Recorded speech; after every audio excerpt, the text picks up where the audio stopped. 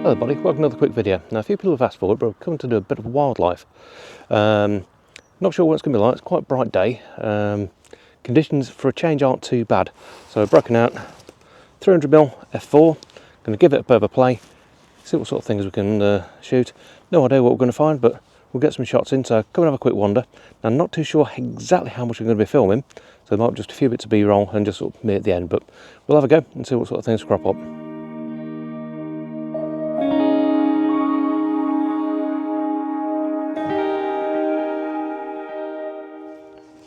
So where we've come to today is North Cave Wetlands in Yorkshire. It's about the only place that we'll be able to get to fairly reliably, although we've got a road next to the section where we're going at the moment that's not been completely flooded out, so it's worked quite well for us. And there might be some interesting bits and bobs that we can see. Just seeing some fantastic robins bobbing around, always great to photograph. And like I said, I suppose some ramblings around as well. If we get really lucky, we might see a bittern or something like that, but it's unlikely. But yeah, bit of a wander around, pick out some of the bits in the hides, and let's see what sort of things pop up.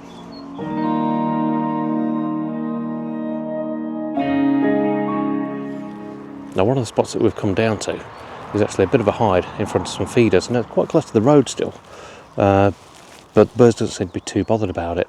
But it's really nice, got some really nice shots of some bramblings, greenfinches, blackcap as well, so stuff that we've not really seen for a while, but they seem to be really thriving here. Now, it's a great idea if you find somewhere that's got a set of feeders out, head down there, because you're almost guaranteed to get some nice shots. Yes, the purists out there will say it's cheating, but really it gives you a reasonable sort of chance of getting some shots. It's great for practicing as well.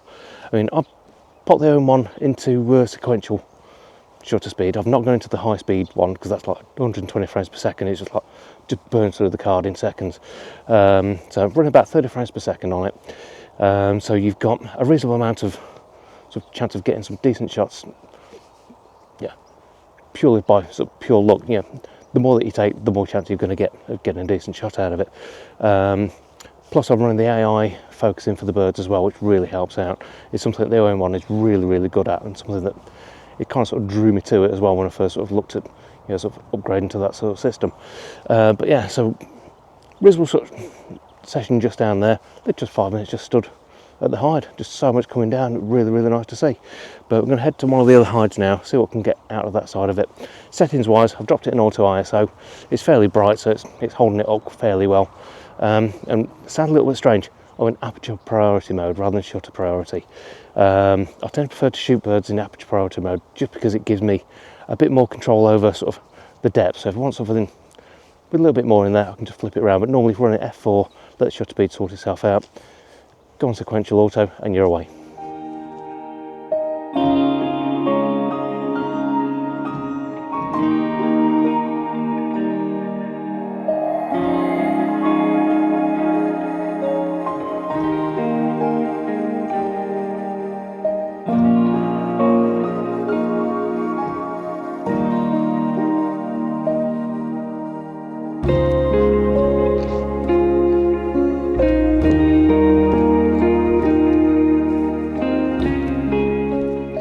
Another nice thing that we do like here as well is there's no dogs allowed actually in the sort of nature reserve. Now I know a lot of people love dogs, no problem at all with that, but when you're in sort of this sort of area when it's primarily for the wildlife, it helps out, it keeps everything sort of without being sort of muddied out and sort of causing problems with like the dogs barking and stuff like that, scaring the wildlife. It's an ideal situation so that you can actually sort of concentrate on the wildlife and you're not worried about someone else's dog just run straight off into the water and sort of disturbed all the wildlife when they're nesting and stuff like that, which we've seen happen before in other places. So yeah, it's really nice to see that.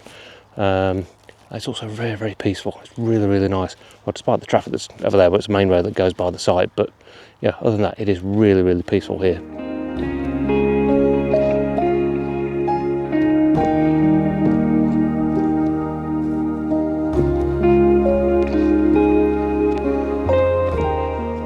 Now I do tend to find another thing when you're sort of out shooting wildlife is it does make you slow down a little bit. I mean, I'm very much sort of reactive photographer when I'm out in the field. It's unusual for me to actually sort of slow right down, get the tripod out and stuff like that. I'm very much sort of, I'm on the the move most of the time. But certainly with wildlife, it does make you slow down a bit, especially if you're sat on one of the hides, you're just watching things, see if anything pops up. We've loved a couple of swans that were spotted in that hide there. A bit weird because it's very cold out at the moment, so there's still a bit of ice on there, so you're just getting these little bit of a reflection from the ice as well. So yeah, got a few little shots out from there. It's the sort of thing, especially with that sort of area, you need to be very patient because you're shooting at a bit of a distance. That's where the 300 really comes into its own though, because it's so clean right the way out. So it does make quite a nice little sort of lens for that. I'm just looking over that way because I'm not sure whether that was a kestrel just flown by, so yeah, keep an eye on that. But I'm going to carry on wandering around the reserve now, see what other bits and bobs pop up. You never know, might see something interesting. And as I say, we've all got the camera ready, take a snap and see what comes out. But yeah, so far, other than the fact that it is very cold, I'm quite enjoying this morning.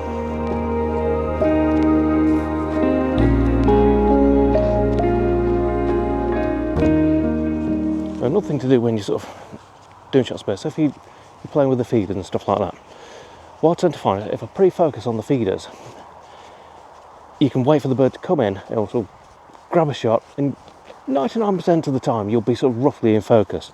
And say if you're running a multi-shot as well, because it chance sort of, if it's moving around, you're going to get at least one of them that comes into focus. The more you do, the more shots you're going to take that are going to be sort of in the ballpark, and you get a decent shot out of it. But definitely it's something that's well worth doing. Get yourself down to sort of these sort of reserves and just practice. It really does help out your photography. And if you're into the wildlife side of things, it's great to be out in the fresh air with the wildlife, and sort of makes for quite an enjoyable time. It's really quite good. But just carrying on round some of the area now, sort of basically sort of walking the perimeter, taking in the different hides, having a look. So get a few more shots. I'll pop a couple up now for you. But also going to have a little bit of a play because quite a lot of teasel around as well, and teasel is great for photographing with the 300 as a tele macro. So a little bit of light on it, have a bit of a play, and yeah, I think get quite a few shots out today.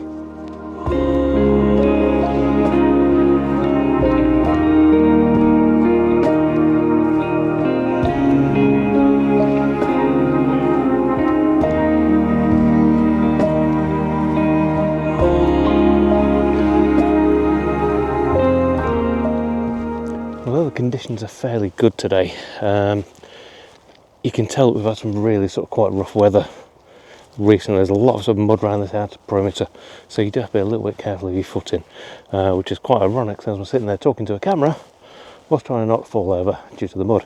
But yeah, it's always handy to get some decent footwear on. Obviously we've got the hiking boots on, so they're pretty good up to a point. If it gets too deep you will need wellies, but they're not best for walking around in unless you get a really posh pair. But it's always worthwhile dressing for the occasion, hence I've got the big coats on layered up, and the big hat, which really does help out no end. But a lot of the enjoyment comes from the fact that, you know, if you're actually dressed well enough, you're not worrying about sort of, oh, I'm getting cold or I've got wet feet or anything like that. So you can concentrate more on sort of enjoying the environment and sort of what's around for the wildlife. But hopefully, like I say, this will actually start to ease off a little bit now. Go sort of back around the other part of the perimeter. We'll get a few more shots in and hopefully get something a little bit more interesting. We did just see a gold crest, and if you want to laugh, I'll actually put the photo up now. Now gold crests are tiny little things, they weigh about the same as a 20p piece, but they're so fast, they're unbelievably quick, and trying to pin one down to actually shoot is incredibly difficult. But yeah, have a laugh at this shot now, you'll see exactly how fast they are.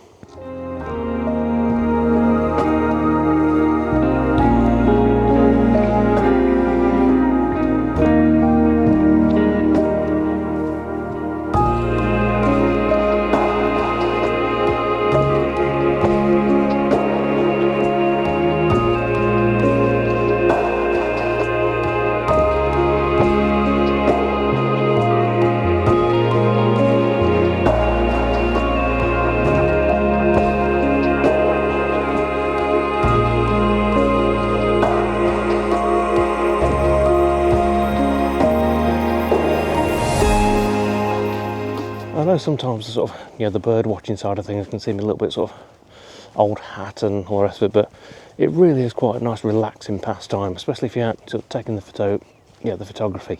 I tend to find sort of just being sat there with a pair of binoculars doesn't really do it for me, but actually capturing them with the camera really does. Sort of, it's quite nice. You can look back and think, yeah, managed to get that one. It gives you, yeah, quite a nice sense of well-being. And once you sort of get into the swing of it, and it normally sort of takes me sort of half hour or so to sort of get my eye in, sort of get everything dialed in how I want it. But once you've got that, you can just rattle off the shots. And yeah, it burns through your card, but we're on digital. It doesn't matter that you're taking lots of shots. I mean, I've got the 2 cards in the camera. They're set up in sort of a backup mode at the moment, but I've got access to 2,000 shots each time I go out.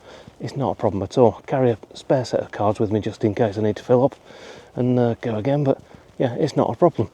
As far as sort of having the kit to do it, yes, you do need to sort of spend a little bit to get the sort of the really high quality stuff, but I started out with the EM1 Mark II and put the 75-300 lens on. Now, EM1 Mark II you can also pick up fairly cheap these days, around about the 300 mark. It's still a cracking little camera. I want to spend a little bit more, go for the sort of EM1 Mark III. It's got a few extra features. The 75-300, I'm sure it's something ridiculous, like about 190 quid for the lens. It's not an expensive setup, and you can get some great shots with it. Sometimes they're a little bit soft, but you can get some fantastic shots. It's lightweight, and you can just throw it around and really enjoy yourself with it. And that's the key to it. You get out there and enjoy the photography. It's not about you've got to be better than everybody else. It's not about those on social media putting out these absolutely fantastic shots. The problem is you're seeing those one shot sort of that they put through, and it's probably one in about 3,000 that they've taken, but you don't see that side of it. Very important to remember that.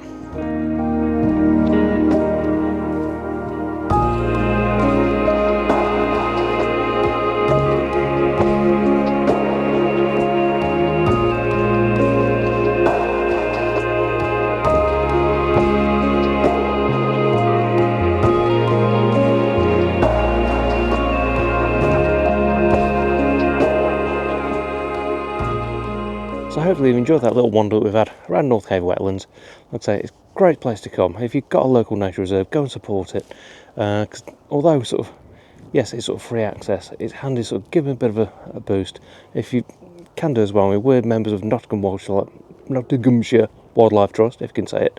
And this is based off the Yorkshire Wildlife Trust, but the main Wildlife Trust itself, they do some great work and get some really nice sites like this, which is, yeah, it's been great. Really enjoyed ourselves. Got some great shots, I think. So I'm going to pop a few more up now for you. But if you enjoyed the video, please do give us a big thumbs up. And if you're not subscribed, hit that subscribe button. Going to be varying stuff this year. Really sort of improving the sort of the variation on the channel a bit. So it's not just all landscape. It's not all woodland stuff like that. So yeah, getting out and about a bit more. But from a very bright and quite chilly North Cave Wetlands, thanks for watching. We'll see you again next time. Take care.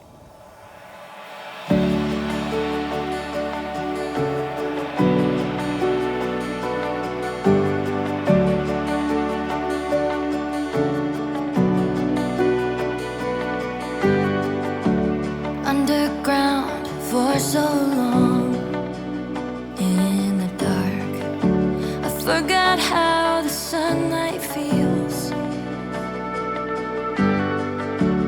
Hidden just out of reach, down below, waiting for time to reveal 100 new colors in me. Even if it takes 100,000 years to finally shine, unlike any other, something undiscovered, left to crystallize. Give it time, put it under pressure.